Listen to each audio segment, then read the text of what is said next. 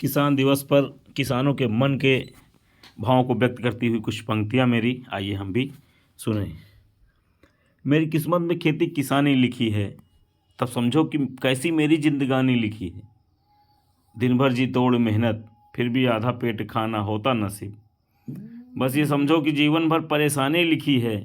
कभी अतिवृष्टि, कभी सूखा, कभी बेमौसम बारिश, मेरी उम्मीदों पर मौसम की मनमानी लिखी है।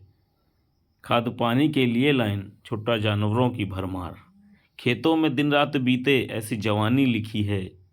बिसुआ बरिया में कहाँ चल सकती गृहस्थी, खेती के साथ दिन भर गाय भैंस को चराने लिखी है। अगली फसल की बुआई के लिए तुरंत फसल बेचना है। बस इस तरह बिचौलियों के दर पर ठोकरें खानी लिखी है।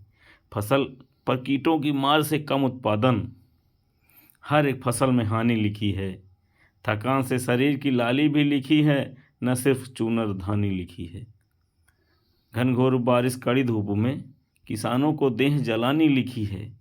घर के हर सदस्य को जुटा रखना, किस्मत में ऐसे ही उम्र गंवानी लिखी है। अपनी मेहनत से सबके परिवारों को खिलाऊं, फिर भी मेरे परिवार को सूखी रोटी चबानी लिखी है। शायद ऐसे ही जीवन भर अभावों में अपनी गाड़ी चलानी लिखी है।